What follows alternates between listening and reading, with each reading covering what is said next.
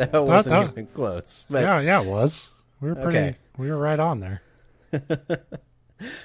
Well, welcome to the show. A new show. The new show. Yeah. For a new world. a brave new world.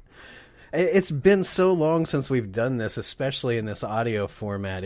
It's weird because it feels like new, but the same. It feels like home again, but you can't go home again. So fuck you. Show's over. For trying to go home again, you're going to jail. As it should be. I don't even know where that's from. The you can't go home again thing. There's a country song. Oh, I don't know if that started it or what. No, I think that was a riff on a saying that was already around. I don't know. I live in the country, but I don't know shit about country culture. I wouldn't call Ohio the country, but... Oh, but I'm rural southern Ohio. We're basically Kentucky. I would call it a country in itself, but not the country. It's a country. So, country So yeah, welcome to the Non-Essential Podcast. I thought that was an awesome name, but I stumble every time I try to say it, so this will be fun. I don't know why. There's nothing tricky about it. Well, we're going to stumble a lot. That's why this isn't mandatory. There will not be a test later on this podcast, and that's the whole appeal. This show is just me and Steve coming together every week to talk about some shit we found, usually on the internet. It's one thing that I'd noticed. It's funny because we both just kind of separately, but at the same time, we're like, I kind of miss doing a podcast. And, it's something that I've thought about the other types of, podcasts over the years. And I had actually done some research on just random topics, like what would be fun to talk about on a podcast. And one of the cool things that I've found is you come across some weird tidbit of history trivia, I guess, or just history knowledge. And then you start to actually do and when I say research, I mean go to Wikipedia. Right. But the more you dig into if you find a cool story, the more you dig into it, the more cool things come out of it. And so that's kind of what this show was about. Is we'll find cool stuff to talk about, and hopefully it'll be enough to stay funny, maybe genuinely unnerving. There's really not a limit to what we're going to talk about here. Yeah, it's kind of a set theme, not unsolved history or crimes, but we might hit on all that stuff, just whatever the fuck. Whatever is that was the whole point. The whole sort of idea of the show is me and Steve both wanted to do a podcast again, but we didn't really want it limited to any one particular topic. That way we wouldn't feel like we were burnt out every week talking about the same sort of field, This week in the news, Guy McGuyerson said this thing. Yeah, the internet reacted. It turns out this is a good time to get out of talking about video games every week. Video games and current events and just culture in general. Yeah, there's never been a better time to run away to the internet to find some bullshit to distract you from how horrible the real world is. So I don't know if you want to jump in first. I know. I don't actually have my notes up yet because I'm dicking around cleaning my corncob pipe. So Jesus fuck, this show's already a winner. Yeah. I figure it'd be more natural if we just hung out and talked. If we just smoked cigars. Oh, I'm not gonna light it. Nah. Oh no, it's just a ceremonial. Yeah, Steve just sucks on a cigar like a toddler. Chew on it like a banking mogul. That's always that reminds me of a Twilight Zone episode my brother was watching, and it just starts with this fucking fat old businessman who's munching on a cigar and is you gotta push all the time, damn it. And I had to look up the actor because it was he was in nothing. He was in nothing that I recognized him from. When you were an actor back then, you were in fucking everything. But right, because there was 8 actors on the planet. But I was how is this guy not bigger than Orson Welles? Just push. You gotta keep your foot on the gas. God damn it. Now, let me get my noontime scotch. Yeah. So, man, those were the days. So that's what this show's about, just telling you that Twilight Zone was a really good show. And that business was better back when you could drink and sexually harass as much as you wanted. Oh, and you did. You certainly did. That's the thing, is I work in an office now, and, like, now it's just kind of a mundane, boring job. But if I could, like, smoke and drink and, like, pinch secretaries' asses all day, I could see why business became as popular as it did. Well, you got to be careful because, of course, now you got to be actually a good person. Yeah, I know. It sucks. But I like that I'm framing the very first episode like I want to sexually harass women, and like I wish I was back terrible. in the day. Yeah, it was okay back then. It's not that people were terrible. It was that it was acceptable. Well, what I'm saying is back in the day, you had to be kind of careful because that woman or girl you mistreated could come back as a vengeful spirit. Oh no, she can vote now? I'm fucked. Yeah. That's a good segue to my topic this week, why women shouldn't vote. No. Well, we'd be popular with a certain crowd, that's for sure. But No, like I knew like the first right after we talked about doing the show, I knew the first thing I wanted to talk about. One of the big things I use the internet for is to like look into like creepy shit. I don't believe in ghosts. I'm not spiritual in any way, but I just find that shit fascinating. So like ghost stories, urban legends, shit like that, like I find it all really interesting. If you're like me, I'm like a firm believer that ghosts don't exist, because I feel like if they actually did, there would be some solid evidence by now.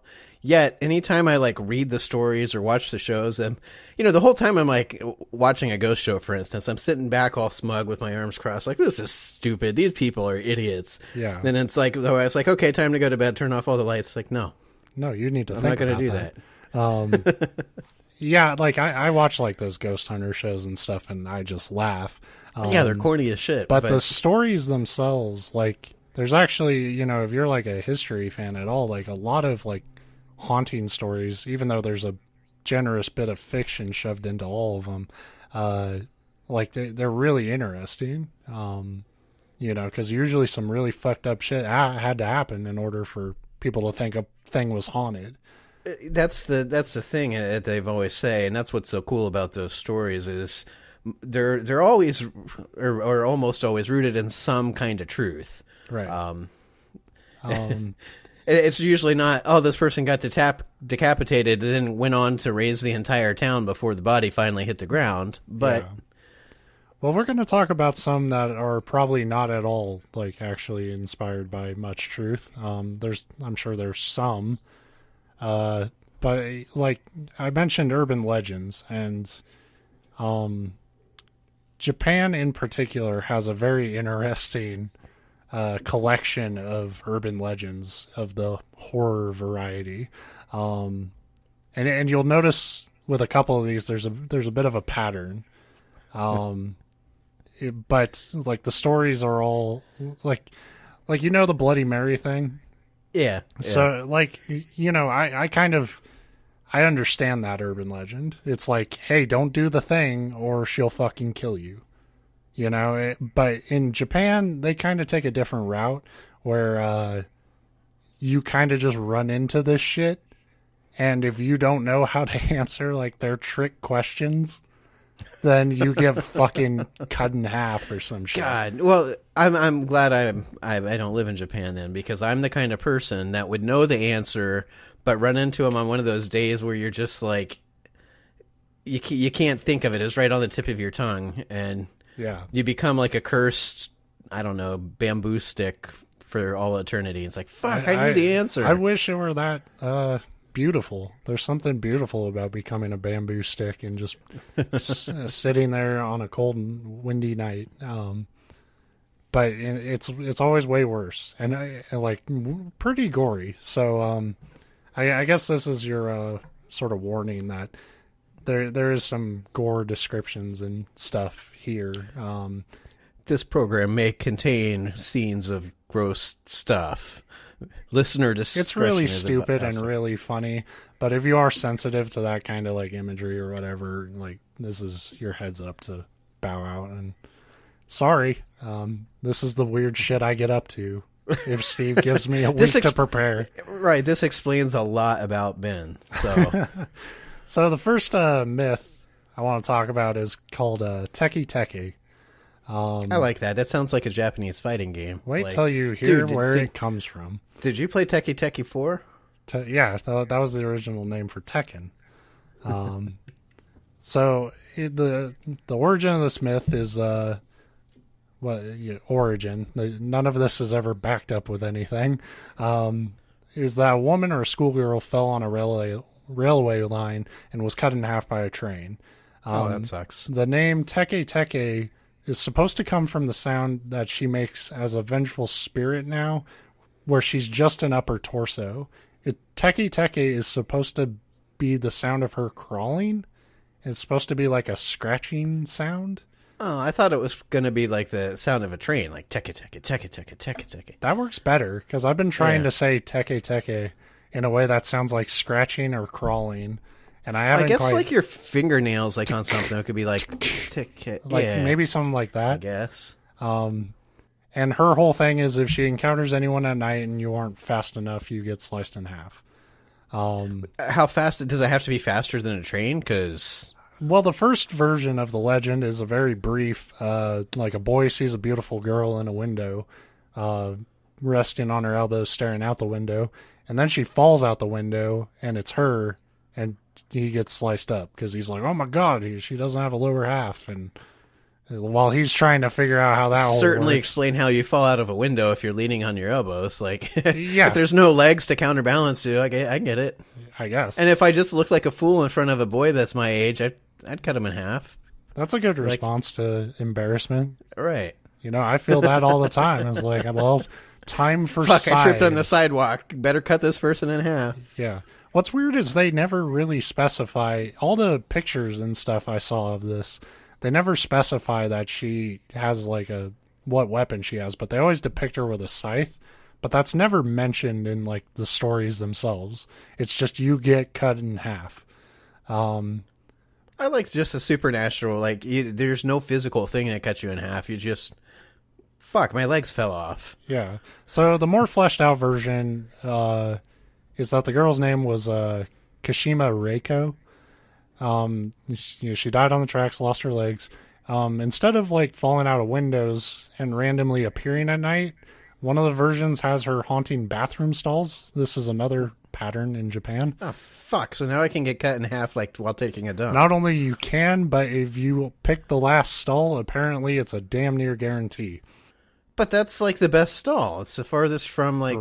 Yeah, you think it's the furthest away from company, but they're going to be right on your shit. And so she'll show up and she'll ask occupants where her legs are.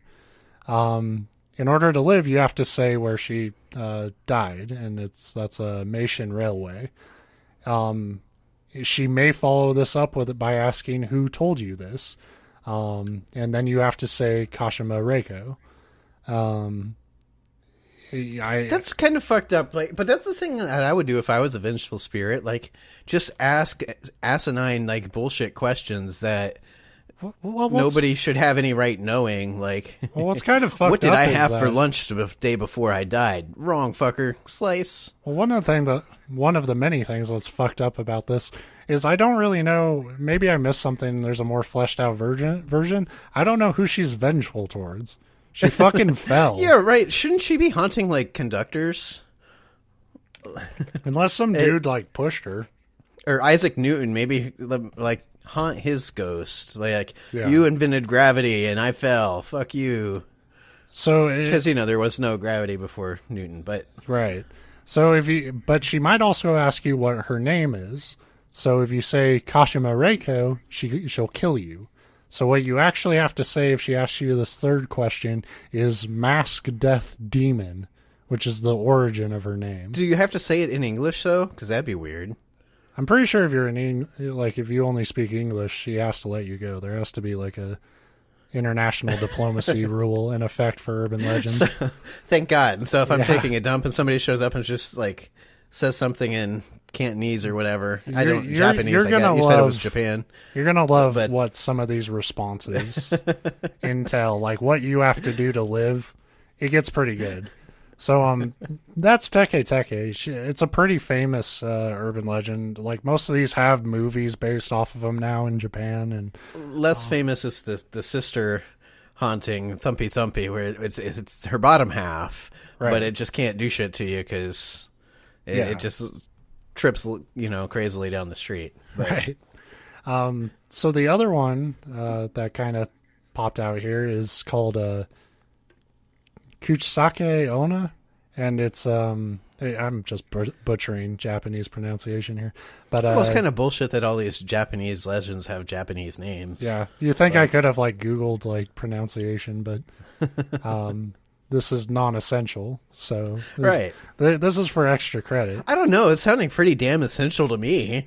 Yeah, if you go to Japan, you're gonna want to know this shit. Right. Wait, we're gonna have to go back and re-record the intro. This is the fucking essential podcast. What I love is that there's always an alternative title to these, and they probably sound way better in Japanese. But it's Kuchisake Onna, aka Cleft Mouth Woman / Slit Mouth Woman. Which probably just rolls off the tongue. Yeah. So the whole origin of this is that dating as far back to the Edo period, this character has appeared in a lot of Japanese ghost stories. The myth was that she was a woman mutilated by her jealous samurai husband after he learned about her having an affair. Wow. And of course, one proper course of action deserves another. She comes back as a malicious spirit. Oh, sure. I'm A-okay with this whole story so far. Right? Yeah, this is normal people acting normally in normal circumstances. Alleged sightings really began spreading in 1979 throughout Japan. The height of the samurai era. Well, it started in the Edo period, and then she took a long vacation. Yeah, and then she took off, and then she's back. But there are also reports of a woman wearing a red mask chasing children in South Korea as recently as the early 2000s. So, so she's back on in her summer home. So she's Korean now. All this Korean samurai out there. That's good. I don't like when ghosts restrict themselves to one border. Branch out. So she got kind of the Joker smile thing going, only way more horrific. So she covers her mouth with a cloth, a fan, or a scarf. Probably less so with fans in 2018, but who knows? And much like Teke Teke, she asks some bullshit questions. So she finds you at night. She starts it with, "Am I pretty?" Now, at this point, her face is covered up. If you say no, she kills you with scissors. I don't know why scissors. It's a very specific thing. If you say yes, she removes her mask and she says, "How about now?" So if you say no here, she cuts you in half. Unlike Teke Teke, it's never specified whether it's vertical or horizontal. No, so it's just... Does she... I want to know how accurate. Is it half by weight? Or... Yeah, we need to measure this. Otherwise, the urban legend falls apart. The police show up to the crime scene. They're like, "Oh, looks like it was cleft mouth woman, whatever the fuck you said it was. Cleft mouth woman or slit." They're like, "I don't know. Weigh the pieces." Oh, nope. This person was cut in 3/4. Yeah. In the original legend, if you said no, she would just walk away, but she would follow you home and murder you in the night. Oh, cool. So you're like, "Woo, I answered correctly." Because she's an asshole. So you'd be like, "Oh, I got away with it." But instead she just fucks you up. If you answer yes here, she slits up your mouth to make it all fucked up like hers. Okay, so there's no good answer there. There's no good answer directly. So the only... you got to come back with whose definition of pretty? Basically. So the only reported all these real encounters. Way to not get fucked up by her is to answer questions with vague answers or other ways to distract her. So if she says, look over there, that guy said you're ugly. Yeah. Dude, like, if she asks if she's pretty, you can say so-so or average, and that'll fucking stump her for a bit. You can flip the question around to, I don't know, am I pretty? And like, she'll be just confused.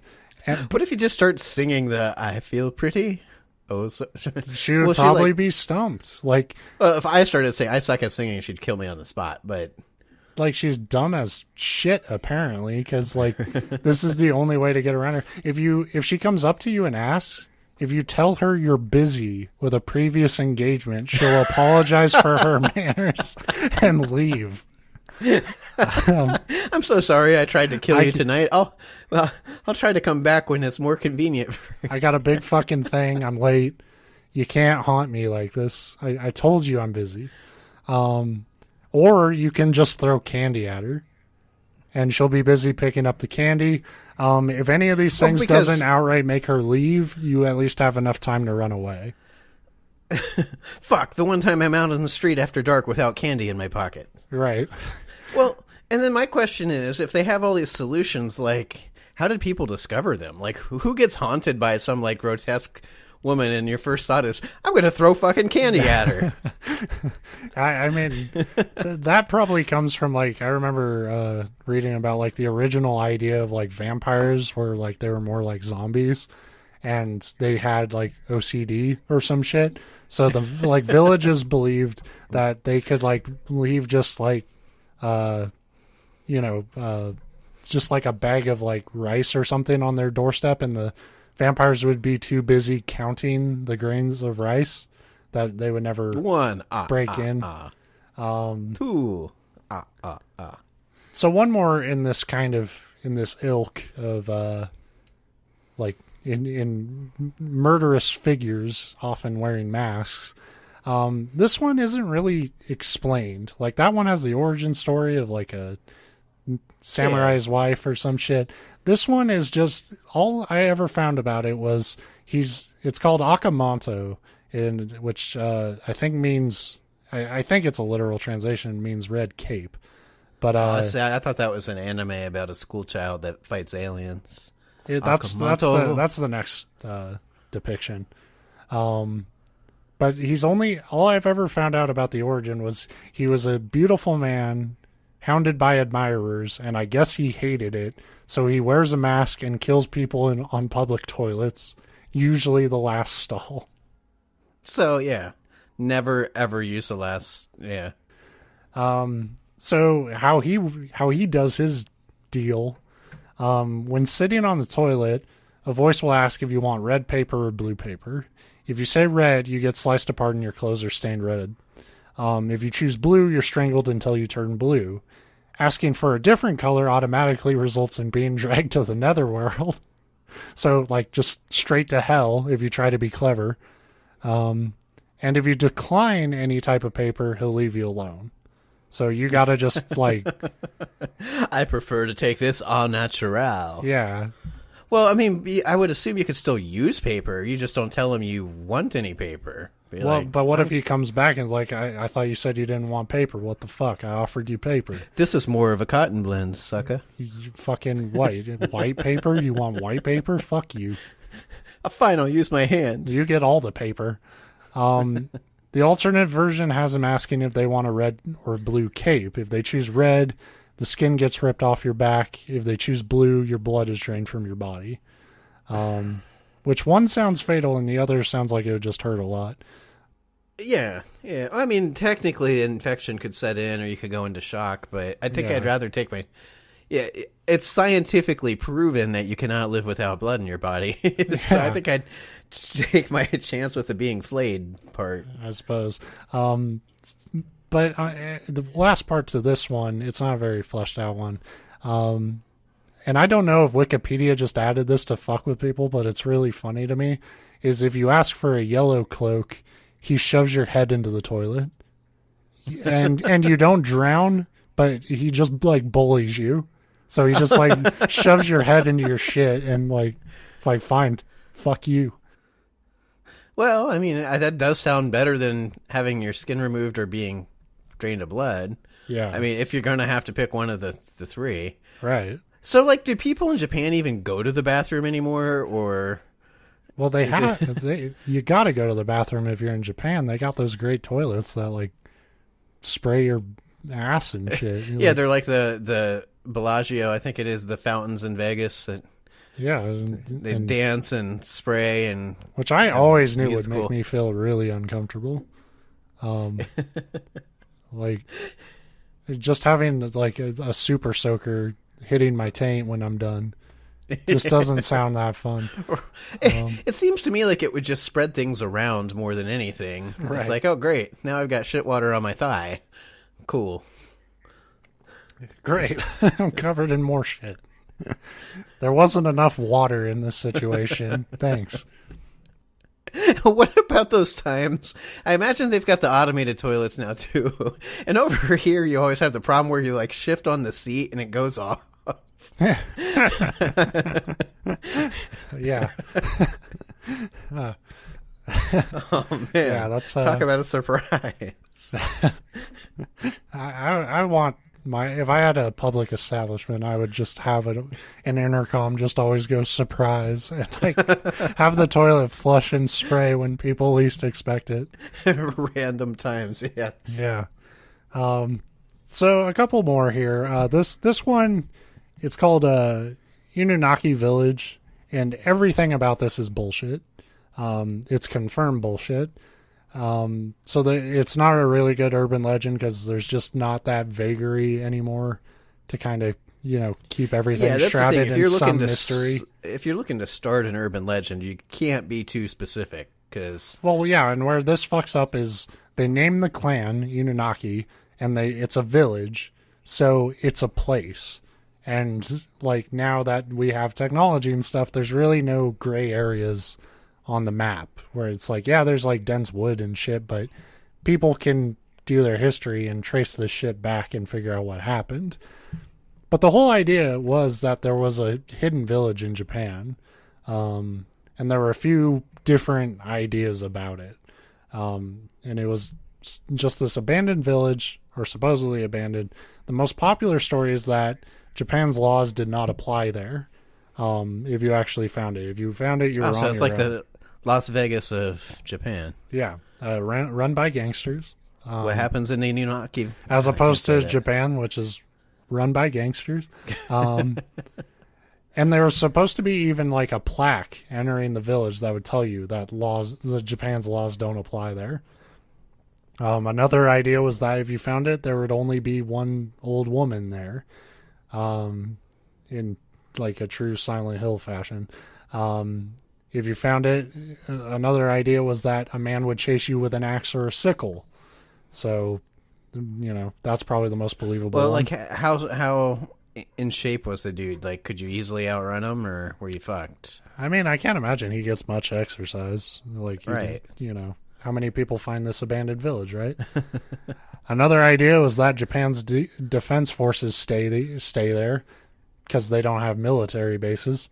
Well, that doesn't sound supernatural at all. No. If you stumble across this village, soldiers will be there. There's so many ideas to them, and they're all wrong. An infection. The one idea was that disease spread there, and that's why it's abandoned and like separated from the world. But it's like I'm pretty sure disease would have spread, or we would have some documentation of that. And then and that all depends too. Like something like that, there have been like villages wiped off the face of like history by disease, but you can trace. If you're talking, yeah, well, on some level, theoretically, unless it happened like here's 20,000 years ago, and you haven't come across it yet. But yeah, well, here's the thorn in that paw is that the Ununaki are not some like forgotten clan. Like there are people who who have that's that the thing. bloodline. If you're going to come up with like the mysterious village that got wiped out, you make up a clan. You don't. Yeah. That's like trying to say a certain U.S. president came from outside the country when the history only goes back so long and you can prove it very easily. And I only found one person saying this. One final theory about this place was that a young man shot everyone there. That is literally all the info I got on that theory. Certainly plausible. So Inunaki Village is actually a high school in the U.S. It's actually it was the first incel victims. But the truth is that people found the village. Where it was is abandoned because the Anunnaki moved to a different village after the old one got submerged by a dam. So people they left a sign. Sorry, Inunaki Village now 10 miles that away. There is literally a sign commemorating the transfer of the village to a new spot. Mysteriously written in a ghostly hand. And I just imagine some American dude showed up there and has said, like, this must mean laws do not apply. Like, because the only signs there point out that that there's the dam and there are animal traps to look out for and snakes. Like, there's nothing about, like, laws do not apply. If you connect the dots, though, like dams, traps, and snakes, that basically says anything goes. Oh, I mean, don't get me wrong. I wouldn't want to fucking go there. But, but that's mostly for the snakes. That's a concrete fear that we can... Right. So... that's really the best way to... I live in a town where an astounding amount of people have no trespassing signs like on their front door, as if you don't have that sign, it's normal and okay for people to just like walk into your house. But what's going to deter me more than no trespassing is warning snakes. Yeah. Like, it's like, okay, I'm staying the fuck out Watch of out there. for Mr. Shakes, the big fucking snake who will bite you and give you a seizure. So this is where you, like, there's a lot of urban legends, but you kind of realize that they fall off pretty quick after the big ones. But this one is probably the best, and it ties into something you and me are both very, I would say we're pretty sizable baseball fans. Yeah. Well, it depends on how good the Indians are doing, but yeah. Yeah. If the team's sucking, you don't torture yourself. No, sadly, that's the shit part about being an actual sports fan is you still love the teams when they suck. You love them, but you don't follow it as closely. Sure. And like most sports fans, we're familiar with superstition, and and this is one of my favorite bits of superstition, and I found this as like a last minute throw in just before we started recording, but it's too funny to me. The Hanshin Tigers are a baseball team in the Japan Championship Series. And in 1985, this is called the Curse of the Colonel, by the way, and it is what you're thinking. Sweet. In 1985, fans of the Hanshin Tigers celebrated their team's first and only victory in the series, and in their excitement threw a statue of Colonel Sanders, the mascot of Kentucky Fried Chicken, into the Dotonbori River. Why the fuck was there a statue of Colonel Sanders be thrown into the river? Like, I guess maybe there was a KFC there, but... That's such a fucking great question, because my reaction was, why would you throw it into the river?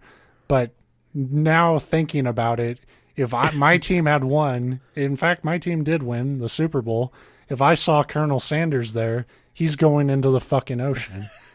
Right. So, absolutely. But, since the incident, the team has yet to win the championship again. So, since 1985, it's been over 30 years. And some fans believe the team will never do so again until the statue's recovered. So, good luck. So the statue was discovered in the river on March 2009. Divers first thought it was a large barrel, and then when they decided it wasn't a barrel, they thought it was actually a human body. But Hanshin fans were quick to identify that it was the upper portion of the long-lost colonel, because they personally did it. Oh, shit. He got split in half. He's going to start asking some questions. What are the 17 herbs and spices? And if you say them right, he still stabs you. Yeah, I can't let that get out. Slice. Yeah, you know the secret. Fuck you. But so it was the upper half. Later, they found the right hand and lower body the next day. but the statue is still missing its glasses and left hand. So the curse is still intact. Fuck. Which, I don't see why you couldn't buy him new glasses, and you don't need a left hand. So Colonel's really just being kind of a bitch about this. I was just thinking if you would like sprinkle some of those herbs and spices over the like infield or something, maybe. Yeah. As a appeasement or atonement or. Yeah. Yeah, just how about you just buy like a 12-piece? And you know what the real secret is that the pitchers used to eat there at the KFC before the game so their fingers would be nice and greasy. Yeah. And then when everybody threw their statue in the river, the KFC is like, fuck you guys, we're out. So, now they don't have that grease to help them. That's all it is. That's exactly right. So yeah, that's a brief little journey into some of the weird shit Japan believes. I don't know. You say weird, like I'm not saying it's any dumber than anything else. And the Colonel one is probably the most true. Probably. Sports, you don't fuck with sports. Yeah, absolutely but not. The way that sports superstitions work, though, is it shouldn't be your curse now. It should be every year you have to throw a new statue in the river. Like, until the whole thing gets dammed up with these, like, Colonel Sanders statues that are piling up on the bottom. Right. They probably don't have Chuck E. Cheese in Japan, so can't throw him away. That's why they're so uptight. They don't have... I don't know. I think they love their animatronics over there, though. They probably have a equivalent. They are probably more on the ball than we are here, where it's like they're probably looking at that shit like, no, that shit will come alive, and we're not prepared to fight off a robot horde, so only make robots that we can actually control directly. Yeah. That's not true. We know Japan is up to some AI shit. Something. Right. Well, I think half the population is, AI. They just haven't told us yet, but... So, yeah, see, my stuff, it's one thing, and it's completely different from that in that it's all very much true. Okay, then we're gonna take a quick commercial break, since we're drastically changing topics. This podcast is brought to you by Wikipedia, the real cool place to know nothing. All right, we're back. The place to go for all your research needs. Never follow up on anything or get second sources. Do not cite your source. Not on this podcast. You will get a demerit if you do. So, I've got all sorts of citations. And by all sorts, I mean like 3. But I'm not going to say them.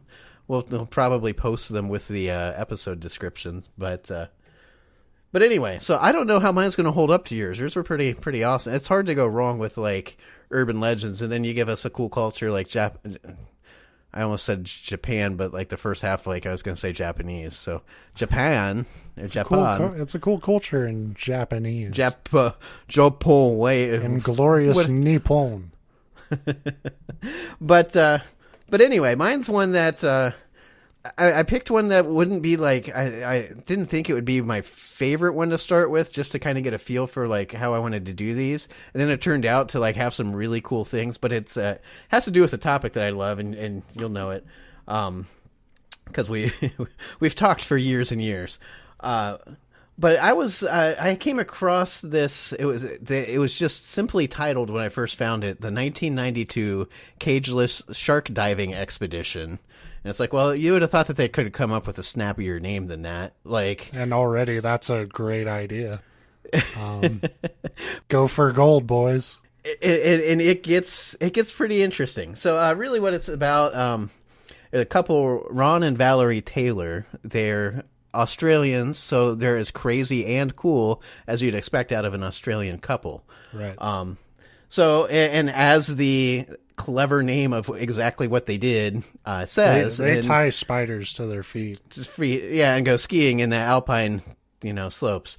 So 1992, they headed, or they were part of a 4-person expedition just off of Dyer Island in South Africa, because South Africa is where you want to head if you want to dive with sharks. But they set out to prove that great whites and sharks in general, but specifically great whites, like, aren't just the like mindless killers that people by 1992 kind of expected them to be. And so if you're trying to prove that sharks are nicer than their image, the first thing you do is jump in the fucking water with them. Why would I want to prove that? Why would I want to be the first to that? Like... Well, actually, I'll get to that because that's all part of the story. And to make it even better, if you go to South Africa and you want to swim with great whites, like you need two things. The first one's water, but the second thing you need is great whites. So to make sure that depression, don't forget depression. We're all right. Like, reckless abandon and fuck this world. This might, well, and that's actually in my notes because it specifically says this dive was to test their hypothesis. And if you know anything about science, a hypothesis, it doesn't mean guess. A lot of times we hear that and think, I think it's a well-founded guess, but it's an unproven guess. But I'm just saying, Mythbusters would have thrown fucking Buster in there with chum on him or something. Right.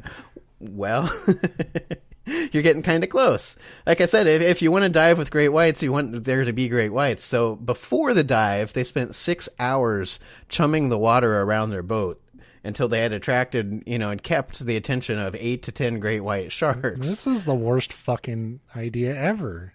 It sounds like it. Yes. It's, and the reason I said that you'd be familiar with my why I was attracted to this story is I love sharks, but I'm one of the normal people that are like, sharks are cool and fucking terrifying. Like, I love a shark when there's 12 inches of reinforced glass between me and it. And if it managed to get out, it would be flopping around on land where I have domain. And it'd still probably beat me. But, yeah, the idea of chumming the water for 6 hours and then being like, okay, let's head on in. That just sounds fucking insane. But like you said, why would you want to do that? That all starts years and years and years before this expedition. Again, this was in 92 when they did it. So Valerie and Ron, like I said, they're both Australian, and they met as spearfishers. They were champion spearfishers, which that's one of the cool things I learned, I guess cool, is that you can be a champion spearfisher. I thought spearfishing was just something you did. I didn't realize that it was like a thing that you could be a champion at. All right, so these fuckers just want to be Aquaman. Apparently, yes. Well, it gets even more interesting for Valerie, being a woman, and this would have been back in the 40s or 50s. A female spearfisher was relatively rare anyway. But I came across in an article how she got involved in spearfishing is her father, they lived on the coast of Australia, and her father developed stomach ulcers, which meant he couldn't eat raw meat, and they needed a fish-heavy diet. So her and her brother were just like, fuck it. They would go to the ocean and jump in and spearfish for him to eat. It's like, well, I would have thought going to the store and buying fish would suffice, but I guess that's one way to be fair, if I was good with a spear that I could do that, I would probably do it. I wouldn't. My uncle spearfishes. He's done it for decades, and the idea, like the sport itself, would be fine. I like to fish, but I tend to not kill my fish. But if you're going to eat them, I'm okay with it. Yeah. But I'm not okay with killing a fish and then strapping the bleeding carcass to my hip while I swim around some more in the ocean. Like, that doesn't sound too cool to me. I think it's all right. You just sort of embrace that killer in you. It's like I wouldn't even eat the fish. I'd make necklaces out of them. Well, that's kind of like I said, they met through that. Ron, her husband, before they married, he was also one of the first underwater cinematographers, and he spent a lot of time developing, like the cases and shit for cameras. It's something you don't necessarily think about too much. My wife's a photographer, and she, for a long time, wanted to go into marine photography. But you can't just grab a fucking camera and jump in the water. A lot of people do that, and it doesn't end well. And, again, back in the 60s at this point, 50s and 60s, that was a pretty new thing. And it talked about how, they were world champion, not just like the village of Dundee champion spearfishers, but they were very renowned within the sport. And then one day they kind of were at weigh-in and looking at all these dead fish on the beach that everybody is waiting to weigh in, and they're like, what the fuck are we doing? So they made a drastic 180 to go from let's go kill everything we can with a sharp stick to let's be conservationists. And they started shooting documentaries. Let's conserve everything with a sharp stick. Right. Now I picture them going down there with a spear and like trying to defend smaller fish from bigger fish. Like, fuck you, conserve this fish. Get away, stop bullying them. But anyway, so being at the top of the very young field of like oceanographic documentaries and that kind of stuff, they caught the eye of a certain Steven Spielberg, who brought him on to help consult for his movie Indiana Jones. I knew you were going to go into Jaws. I didn't know it would be the first episode, but I knew. Well, that's what's funny is when I started researching the story, I had no idea that they had anything to do with Jaws. I just saw the like diving expedition. I was it was about cool. A shark, and it was about shark people. You knew. But and this is where I came across like the coolest factoid that if you're I love Jaws. I think Jaws is the best movie ever made, or at least it's my favorite movie. But I'm not one of these people that like when I like something, I go learn about I don't know where Richard Dreyfuss was born. I don't know what Steven Spielberg ate on set after like shooting for 8 hours. Like I don't care about the like all the little like minutia. I just like the movie. But so they consulted on the movie. They actually had consulted on the book first that the movie was based off of, and I think that's how Spielberg, thought we better bring these guys on. These guys know a lot about fucking sharks. It's probably good to have when you're filming a movie about sharks. But one of the cool things I found out, he wanted them to get some, most of the shots in Jaws with the shark, it's a robot, which is very obvious. The one modern day knock, it's not really a knock because it's still amazing, and especially for the time, but you see Jaws on Jaws and it's obviously this awkward fucking robot shark thing in most of the shots. But he did want to get some like organic shots of great whites. Specifically, I don't know how much you remember the movie or last time you've seen it, but there's the scene near the about end a where year ago. I watch it like every 6 months or more, but there's the scene where Hooper, Richard Dreyfuss's character, towards the end, he goes down in the cage because they're going to try to spear the shark with the poison, tipped spear or whatever. So they wanted to get some shots of live sharks for that. Of course, the problem is, if they had poison, why couldn't they just like shove it in some chum and? I wonder that all the time. Like, you think, even if it's like, that won't work, it's like, it's fucking worth a shot. This thing's literally eating your boat. Like, yeah. I don't think he's that picky about what he eats. Or she, I think it's a female shark in the movie. But anyway, of course, the problem with trying to get a live shot of, a diver in a cage with Jaws around is Jaws is supposed to be about 26 or 30 feet big, and your average great white's 14 feet long. Yeah. So what I never realized is for that scene, what they did is they built an extra small cage, like scaled down, and then they called it a midget in one article. It said he was a horse jockey, to play the character. So you have a smaller guy in a smaller cage, which makes the shark look bigger. And I'm like, well, that's kind of cool. I never knew they did that. But then they had the problem, the whole scene's about Jaws attacking the cage. Well, real life great white sharks, they could not get the sharks to attack the cage.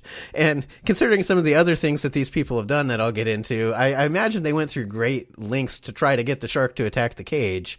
And real personal shit against that shark. Like, yeah, hey shark, I fucked your mother last night. Oh, damn. Nothing? Oh, nothing? Damn. Man, you gonna let him punk you like that? But, I mean, roar. So, they tried to speak shark. Rawr, rawr, rawr, chomp, chomp. None of it worked. But then just by chance, this guy, the husband, Ron Taylor, was down there shooting some footage, and one of the great whites got tangled in the cables. And, of course, you tangle an apex predator up, it starts thrashing around and going fucking crazy. And so he ended up getting a shot of that, and it was like, man, this shot's awesome. It was one of the best shots of like a great white that had ever been filmed at that point. So, of course, Steven Spielberg wanted to use it, but they realized after they got the shot that it happened without anybody in the cage. And it's like, well, fuck. It's good to know that, like, the kind of problems we have when we're doing podcasts also, like, occur when you're filming giant blockbuster movies. One of the most acclaimed directors was just like, oh, shit. Well, that's what, we forgot to take the lens cap off.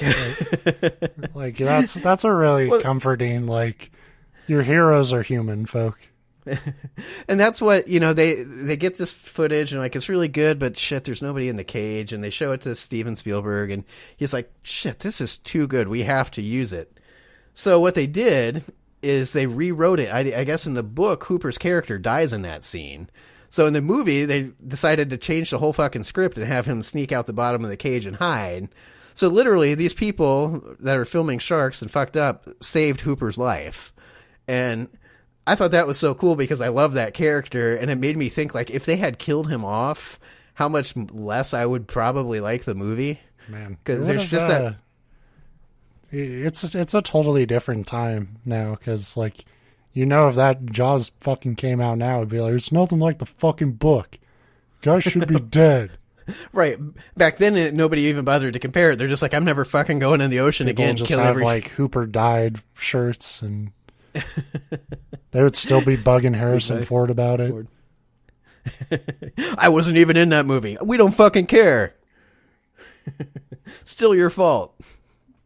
But so that was really cool. Like, all that stuff. You shot first. You were Hooper.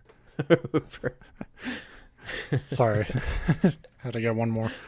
But see, now, I mean, I'm just picturing how, like, you get that final scene there where Sheriff or Chief Brody thinks he's the only survivor, and then Hooper kind of pops up, and there's that, like, moment of, like, oh, where's Quint? And then just but then the kind of like, oh, but he was a self-destructive asshole. So whatever. What do you want for dinner?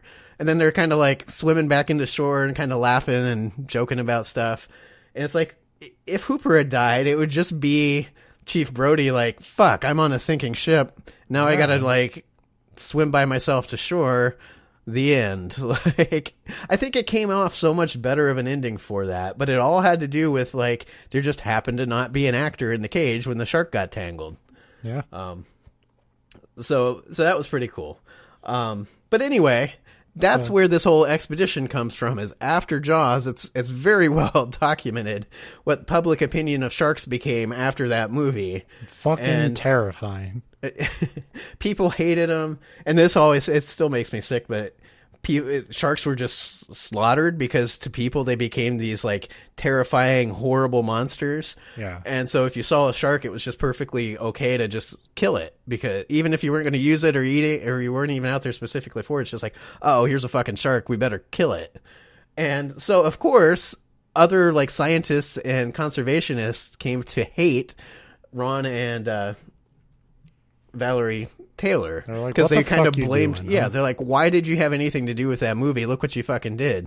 Which really sucks for them, because they were conservationists who loved sharks. Yeah, so I was gonna say, like, it seems like they really kind of undid a lot of their work. Yeah, and I don't know that it was it was probably one of those things where you just get an opportunity to do some filming and diving with sharks and do what you love. I mean, I'm sure even Steven Spielberg probably wasn't like, look, I need you to show me the monsters. Like, he was probably like, wow, that's really cool. We're doing this movie, and it's a smear campaign against sharks. I'm tired of sharks getting all this fucking good PR. Yeah, I'm fucking sick of this shit. Right. A shark closed down my father's factory when I was a kid, and I'm going to get payback on him. I heard they can eat a boat. For like 20 years after this movie, they were going on tour, doing like talk shows and lectures and all sorts of shit. Like, hey, sharks aren't actually like this. This is just a movie for entertainment. And of course, nobody listens to fucking talk shows or lectures. Like, as an American, if you sit me down and make me watch 40 minutes of a scientist talking about something, I'll be like, that's interesting. And then you show me an hour and a half Steven Spielberg movie, and I'm like, fucking sharks are evil. Like, there's just, you can tell me over and over again that it was safe to swim with a shark, and then you watch Jaws, and I'm like, I'm not fucking going in the ocean. So that's just how we are. Yeah. So, by 1992, they had enough of it, and they're like, fuck you guys, we're going to prove that sharks aren't that bad. You ever watch that documentary, Grizzly Man? I've heard of it. I've never seen it. I'm just reminded of that. Go on. I think I know how that ended, too. But yeah. Well, that's what's funny. So now we're to the expedition, although I do have one earlier thing to get to. Fuck, I'll tell it now, because it's a lead into how crazy these people are. One of the other things that they had done as like shark experts was they wanted to devise basically a shark-proof suit, which today are a thing. It's like that's well known. I'm just imagining like the Michelin tire guy. Well, what they came up with, and because it's exactly what the stuff's meant to do, but it makes me question the term shark-proof. I think it's bite-proof is what they actually use, but chainmail, basically. They said, what if you had a second layer of chainmail over your like actual, diving suit? And so they had to order, the husband ordered, it had to be specifically made chainmail suit so that they could test this. Apparently, like you said, Buster from Mythbusters was not a thing yet. And so they had a company in America make this chainmail suit that it fit over their diving suit, and it arrives, and it's perfect, except for it turns out to be too small for Ron. So Valerie's like, fuck it, I'll do it. They do know that, like, chainmail was the armor you could pierce, right? Like but you wore plate. It depends on the type of piercing, though, and the shape and all that. But yeah, I'd say shark teeth seem very similar to... Very pointy. Arrowheads. Right. So, but like I said, it was specific. I don't think they just ordered like a King Arthur chainmail suit. There's probably some design thought that went into that. But I don't know if there's any thought that's been put into this, honestly, besides I like sharks and they're being treated like shit. I'm going to prove that they're not so bad. And that's what they did when this chainmail suit came in and Ron couldn't get in it. His wife Valerie's like, fuck it, I can fit in it. So she jumped in it, and then they stuffed the fucking thing with pieces of tuna. God damn it. And then she jumps in the water. Well, she's still alive today, so it obviously worked, but fuck. Like, you hear, that's a joke that, like, we used, not really a joke, it implies a specific, like, setup and punchline. But you used to always say, like, man, imagine being the person that has to test shark repellent. She, like, fucking volunteered. She's like, yeah, strap it up, put some fucking fish in there. I'm gonna see if this hurts when they bite me. And I think the answer is yes, it still fucking hurts, but I still have my arm. Like, because I imagine it would still crush you, right? Right. Like, and if it bit on and started thrashing, it would rip you apart, right? So, holy fuck. Right. So anyway, now we're to 1992 when, and this is the way they word it. It's the first cageless shark dive with great whites that's intentional, because of course you had divers that just happened to be in the water and a great white swam around, but up until like 1992 it typically was, I'm pretty sure they did this on Jackass. Dun dun dun. I don't remember the theme song, but yeah, it pretty much was like, we're down here filming, here's this angelfish, look how pretty, fuck, a great white, let's hide. And they're like, nah, let's just film us diving in the water, the chummed water, with a bunch of great whites. So before they even get in the water, they've been chumming the water, there's sharks around. Another dude that's on this expedition, George Askew, and Askew I thought was a perfect name, because to do something like this, you have to be slightly askew. But George and Ron were standing on the back, that platform at the back of the boat. It's like at water level. It's where you tend to jump off or get in. And they were standing back there, and George was like bent over with holding a camera underwater to get some shots. And it ripped his arm off. Almost. He was getting some shots, and he must have decided, I've got enough footage, and he stood up and took a step back, and instantly a great white comes out of the water and slides up onto the platform, like with its teeth ending up inches away from his feet. And That's then it just kind of... boat is equipped with a great hammer. Die, devilfish! No, our hypothesis is wrong. You don't have to kill it, but you do have to kind of hit it like a croquet ball. Just oh, I see. Yeah. Well, and that's the thing. It slid up on the boat. Now, it didn't like sit there and like gnaw at him or gnash at him, and it certainly didn't eat the fucking boat like Jaws did. But they very much admit, like, if his hands had still been in the water, that's what it was coming up for. Sharks. Now we know there's been a lot more learned about sharks since then. But sharks are very curious creatures, and their curiousness usually has to do with, can I eat this thing or not? Yeah, because they have hollow eyes, black eyes, like a doll's that eyes. roll back into their fucking skulls when they like go to eat, like some divine monster, just like, oh, food. These scientists don't seem very smart. Have they seen Jaws? Right? I mean, come on.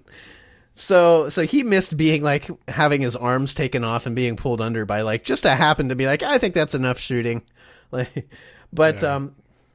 So they jump in the water, and you know the climax of this story was way back 10 minutes ago, because they were fucking right. They swam with these sharks and nothing happened. In fact, when they got in the water with them, most of them wouldn't come up to them. They were very like skittish and certainly not in, hey, here's something I can eat mode. More like, what the fuck is in the water with this mode. And like I said, they were testing a hypothesis. Of course, their hypothesis is based off of 20, 30 years diving experience where they had come across sharks and great whites before. But basically, they proved, and they kind of found out that sharks, and especially great whites, but most sharks, are ambush predators. And so if they're just swimming around and you're swimming with them, that's not really their hunting mode. So more than likely, although not guaranteed, they're going to leave you alone. And so after this, in the documentary that they shot, that this was all part of, that did finally kind of change, at least scientific. I think public perception is still Jaws, sharks are evil. That's, like I say, as much as I love and respect them, God, I would not. Well, it's not they're evil. It's like they have their turf, Right. And well, it's like, and I feel that way about bears. Fucking terrified of bears. But right. And it's like these people that like raised a tiger cub and they're like, look, it loves me. It's like, yeah, but like you go to scratch its ear and you hit a scab or something that rubs it the wrong way, and it's going to take your fucking head off. Like, just because it probably won't do something doesn't mean it can't and might. Right. But yeah, that's where it's like the Grizzly Man doc like kind of went the other way too far, where you saw like He like, yeah, bears aren't like just these psychopath, like most of the time they do. If a bear sees you, it's going to kill you. Yeah, right. But that doesn't mean they want some dipshit hanging out with him and like touching him and shit and fucking with him for a full summer, Right. And that's where I can't believe that the like Jane Goodall story doesn't end with her being ripped to shreds by some alpha like gorilla. Like, yeah. Especially since it's like we think we understand them, and we can have a good understanding of them, but we never totally understand them. Yeah. And animals can just have a bad day. Like, fuck, if I have a bad day, I might swear and like throw my Xbox controller. Have you ever had anybody like snap at you for like no fucking reason? It's like put that into something that could actually fuck you up and not have like the societal decency to know not to. Right. Like, a lion's playing by its own fucking rules, and it might have slept wrong, too. That's what I've always heard about sharks, too. People are like, man, sharks don't want to eat you. You're too bony. Once they bite on you, they'll find out you're not a fish and they'll let you go. It's like, yeah, but once it's taken a quarter of my torso with it, I'm fucked anyway. Yeah. Like, great, I won't be eaten. I'm still dead. Yeah, at that point, I'd rather to find out I'm mostly bones. Right. At that point, it's like, go ahead and fucking eat me so at least you get some use out of my death. Like, yeah. It doesn't make it better to say, oh, well, it'll take your head off, but don't worry, it won't like it. Yeah. Sharks are amazing, amazing creatures, but you have, like any dangerous animal, you kind of have to respect them. Yes. I've said it before, I'd 100%, in fact, it's something I really, really want to do. I'd 100% cage dive to see sharks, because that cage, and then even then people are like, oh man, a shark could get through it. They really can't. Like, there are cage diving deaths. They tend to be more accidents, like you get tangled in the cage or something, crushed or something like that. And technically, I guess you're a little vulnerable as you're crawling from the cage to the boat, because sometimes you have to get in the water to get in it's not like you get in the cage and then they lower it. But that's where you're cutting your danger to a minimum. Right. And I would maybe go diving someday because I love the ocean, and then you could happen to come across a shark. I'd be the first to admit I'd piss myself on the spot. hopefully that would be enough for the shark to be like, that's fucking piss gross. on you, and it's like, it'd be a bad day. Right. Like, hopefully the smell of human urine's enough to, like, turn sharks off and not, like, get them in a feeding frenzy. But I'm not going to intentionally jump into chummed water to prove that the shark probably won't eat me. But these people did, and they were right in this one particular instance. And now open water, shark diving, like open water cageless shark diving, is a huge, like, mistake. I hear you. Yes, it's a big problem. Big mistake.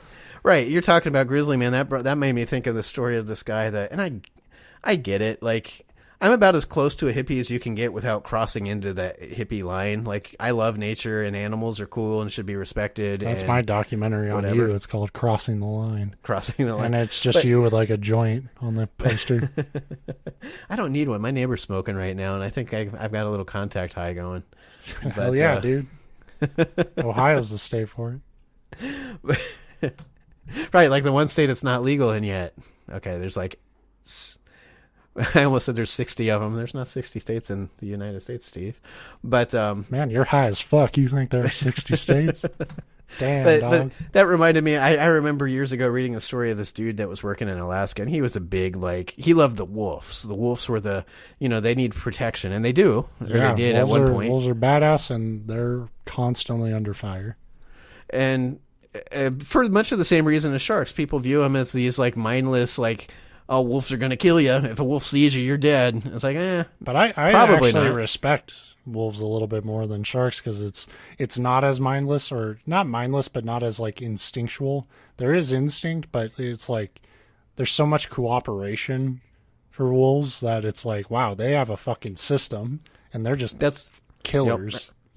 And that's what happened to this dude. He would not sneak off, but every time he was, when you work in Alaska, or where, I think it was Alaska, or even up, like, outside of the territories, but wherever he was, it was cold and there was wolves. And I just burped on their first episode. That's cool. Hope I picked it up. Well, we could have muted it, but no. But we point out our mistakes on this show. But damn it, we don't hide from shit. The whole idea was it was supposed to be a more professional show, and now we're over an hour again. If the wheels have come off already, we're kind of close. All right. But anyway, this dude on his off time would go out to, like, see the wolves because he loved the wolves, and the wolves loved him too. They found him quite tasty. He went out one day, and all they found of him were bits and pieces and a big blood stain in the snow with a bunch of wolf footprints around it. So he became a pack of wolves. Is what you're saying. Yes. Right. So yeah. I mean, I'm glad people do this stuff to get an understanding of these animals, but you have to be a little crazy to do them. You got to know, like, at what point you're crossing that line. And it's like, okay, you're literally in nature now, and you are at the whims of all those variables. Like, you can't be like, I can't believe the bear's attacking me. It's a fucking bear. Right. Well, like you said, that's when you're framing these documentaries, you have to go out and be like, see, this animal probably won't attack me. And then when it starts to attack, you go, well, fuck. What the hell? Like, I vouched for you, asshole. Sign this, what is that called? When it was waiver or whatever, saying we can use your likeness on the show as you're killing me. So no, yeah, like I said, I don't even remember how. I just have, like, a bookmark folder of just, like, places that have, like, little breadcrumbs to stories that I think will be cool. And so, like, you knew it. As soon as I said shark, it's like, yeah, I see the word shark. I'm like, I'm going to check that out. Right. And to find out, like, all this about these people that I had no idea existed. And then to find out that they, like, had a hand in my favorite movie. It's like, cool. And then to find out that because of their, I don't want to say fuck up, it's just the circumstance of the shot saved one of my favorite fictional characters. It's like, wow, that was really cool. So, yeah, that's Ron and Valerie Taylor of Australia, mate. Psychopaths. Certified nuts. Valerie's still alive, so she survived all of her encounters. Ron is not, but he also survived all of his encounters. He died a couple years ago of leukemia. Go figure. Because that's how this fucking world works. You spend your life diving with sharks that you've, like, courting whipped up into a turn. feeding, right? And then it's like cancer, fucker. And fucking leukemia. Like, I wonder how hard he went after he got his diagnosis. Like, fuck that. I'm gonna prove that I can stick my head and shoulders into a shark's mouth and it'll spit me out. Fuck, it did. I'm going to prove that leather armor can handle sharks. Like, I'm going to prove that you can straddle a shark and smack it like a horse and ride it like a cowboy. God damn it worked. Yeah, so we are going to try to keep these episodes a little bit tighter. We did kind of a bad job of it today, but we also had to do that big intro and explain what the show was.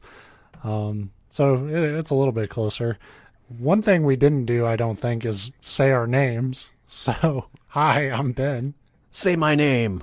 I'm Steve. And bye. This has been completely unnecessary. Non-essential. I know. God damn it. You can't fuck up the name already.